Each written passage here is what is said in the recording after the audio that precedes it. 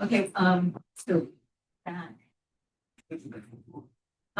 So aloha everyone, I'm Dr. Liza Lockard, and thank you for this opportunity to come talk to you and introduce PABD, Pacific Academy of Building Design. So PABD is an innovative alternative to traditional education that provides an experience-based pathway to becoming a credentialed architect or interior designer in lieu of getting a university degree. And the program was developed by the three of us who had shared vision about what design education could look like without the constraints of an academic model. And what we all had in common was that each of us took an unconventional route to professional practice. So let me introduce the other director who's here in the corner, who's joining us from Arizona. This is Jason Danielak, and he used to live here in Hawaii. But he still hi, everybody. he still continues to do consulting work here, but he's currently a senior project manager at a firm in Phoenix. And he became a licensed architect through the NCAR grant. Our other director is Aaron Shimizu, and he couldn't be with us today because he just recently relocated from Hilo to Spokane, Washington. But he has a really interesting story. He got his degree in air traffic control, and then started his architectural journey through AHL, and now is a thriving practicing architect. And then I am Liza Lockard, the executive director for PABD, and I'm based here in Honolulu. I worked abroad as an architect and as an interior designer for many years, and I was registered in Switzerland and came back to teach at the School of Architecture and also at Chaminade University. So our collective experience in academia, both on both sides, so being an educator but also being a learner, showed us that there's a need for a new approach to better train aspiring architects and interior designers. And this sentiment has been shared not only with a number of alumni or graduates from various programs here on the island, but also from a lot of the local firms that we've spoken with, who felt that there were deficits in certain skills in training of their new hires. So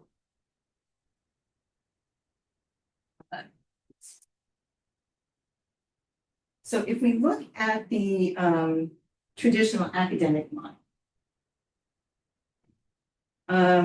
it's structured from the top down, and it's comprised of gen ed and major courses. It's taught by professors, and the focus is typically on research. Then these curricular requirements have to fit within the framework of the university and has to meet the requirements for the academic accreditation, but then it's adapted to try to meet the requirements of the professional discipline. And we know that that fit isn't always a good fit, that they don't always align. So what we've done at PABD is we created a professional model that starts from the bottom up. And we built a curriculum that's based on what is needed for professional practice. So we have project-based courses that are taught by practitioners, and the focus is on application. So our program was developed specifically to reflect the realities and expectations of the design industry, which is in contrast to the academic model, which is still primarily lectures in the classroom and a lot of hypothetical learning. But in general, going to college has become a less viable option, an increasingly less viable option for many people who don't either have the financial resources. They might be non-traditional, more mature students who have family members that they have to take care of. They may be from neighboring islands. And so it's just not feasible for them to attend a university. So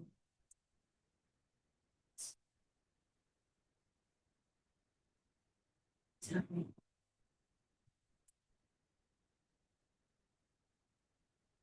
Oh, there we go. So along with our professionally focused curriculum, flexibility and affordability make up the three pillars or the core principles of our program. So in terms of flexibility, students can start and complete the courses at any time according to their own schedule, and they can do the coursework whenever and wherever they want, as well as their own pace.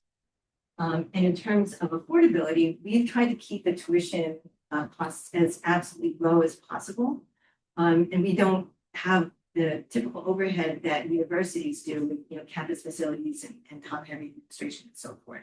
So, our goal is to try to make it as affordable as possible and to make sure that students don't get to debt. So the way that we deliver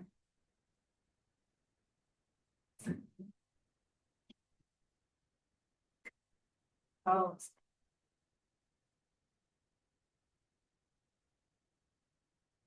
again. There we go. Okay.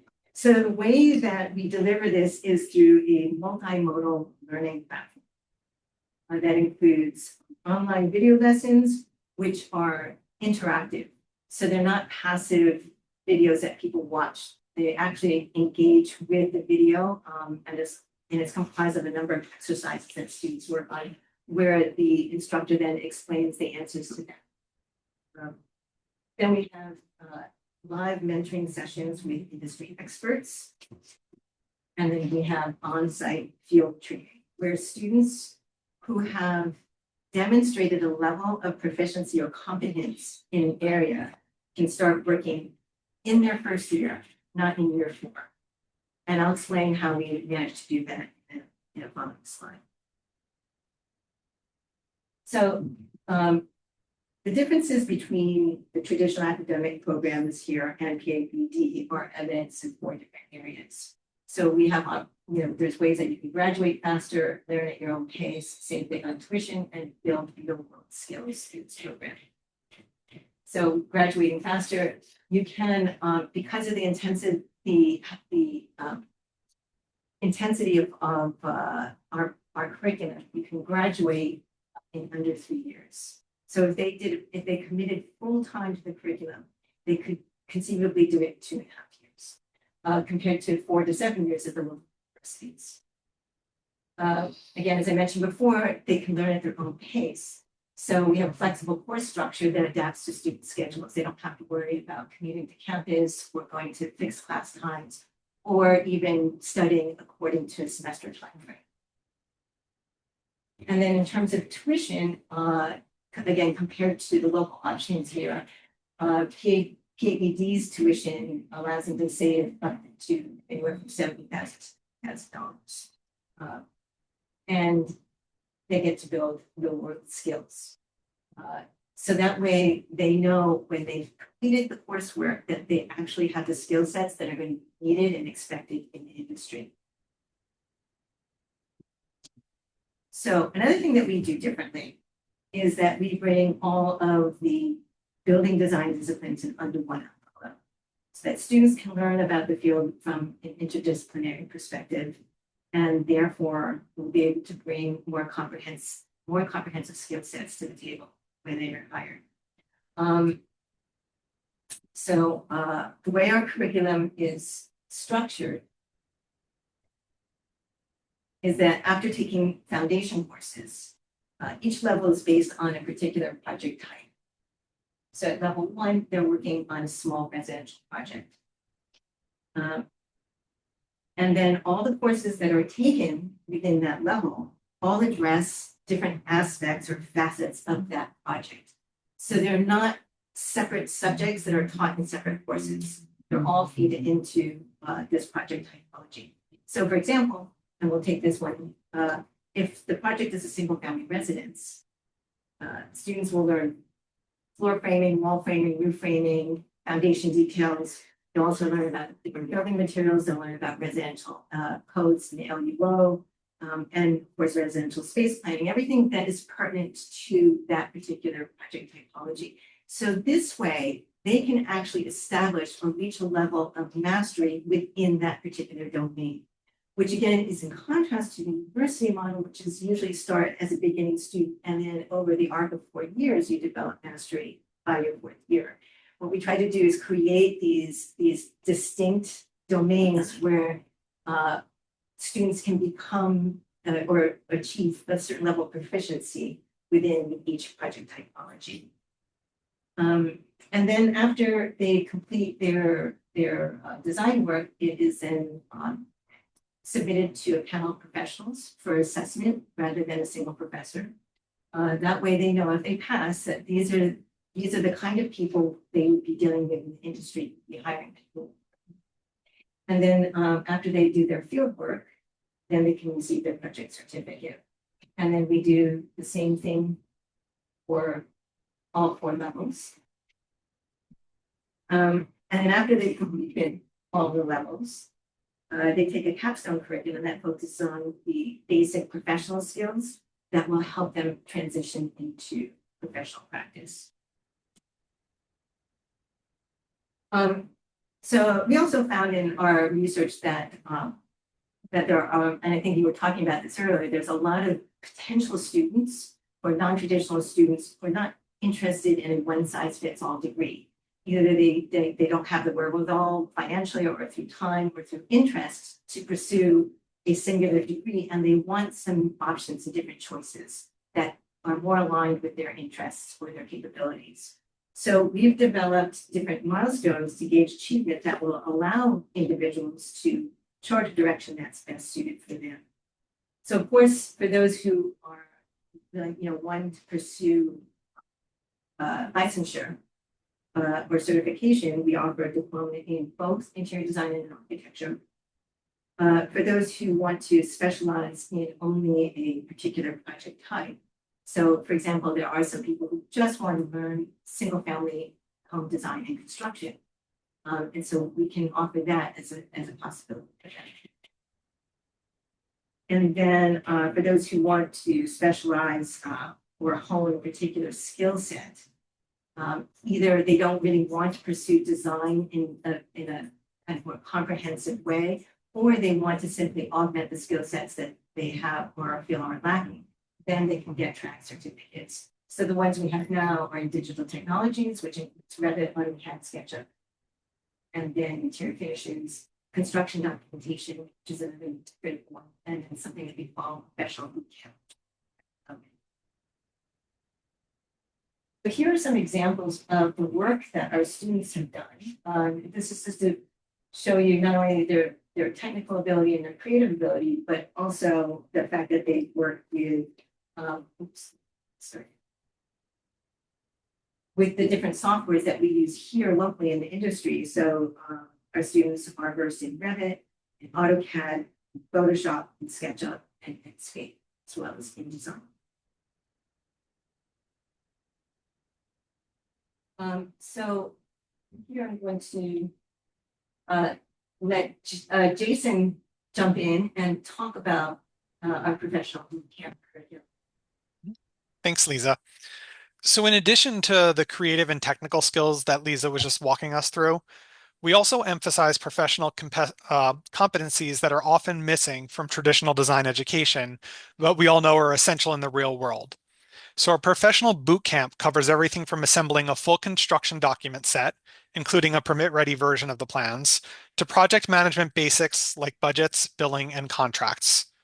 We also integrate administrative workflows like change orders, transmittals, and of course, software training in CAD, Revit, SketchUp, and other technologies. It's worth pausing here to say that these were created by students who didn't come from an architecture background. Much of what you're seeing here was prepared by international students with little to no experience when they started. But through a mix of guided instructional videos and consistent mentor sessions, they were able to produce real professional level work that reflects the same kind of standards they'd be expected to meet in a firm. So the goal is to make sure students can walk into a job and be productive from day one.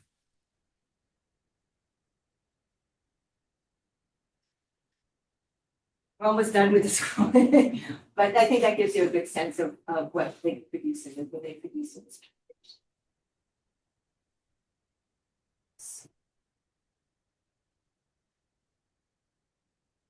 Oh, so that's still me.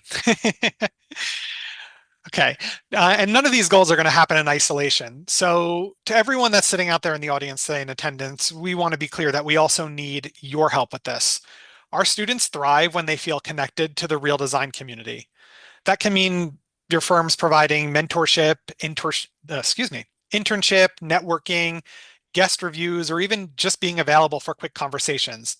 These small moments add up. We're not just training future architects, we're preparing your future collaborators and team members as well. So we'd also love to hear from all of you. What skills or perspectives do you want to see in the next generation of graduates? And how can we better prepare students to meet the realities of your work? And in return, we ask for your presence, your insight, and your involvement. When students feel seen and supported by professionals in their own community, they don't just learn, they belong. Thanks, Jason. Yep. Oh, that's also me. That's work. Yep. So before we close, we just wanted to take a moment to thank the firms you're seeing here on the screen. These are local leaders who've already stepped up by mentoring, hiring, reviewing student work, and sponsoring our programs. Their support makes our work possible. And to everyone here today, this is your invitation. Whether you're a designer, a firm leader, or just an industry partner, there's a role for you in helping to shape the future of architecture in Hawaii. You can mentor, you can offer internships, you can sponsor a student or a course module. And most importantly, you can show our students that they belong in this field. We're building a new kind of pipeline that's local, inclusive, and rooted in real practice. And we want all of you to be a part of it. Thanks, Jason. Yep. Okay, with that, that's the end of our talk. So I wanted to see if there are any questions or comments about the program. If you want to know more, this is our website that you can check out later on. And I also have some shorts if you would like to take a look at that. Now, I know we have someone here who is teaching currently at UH, is that correct? I'm actually meeting with the dean at the end of the month, because one of the things we want to do is we don't want to compete with local institutions or entities here. And if I come off sounding that way, I certainly don't need to do that.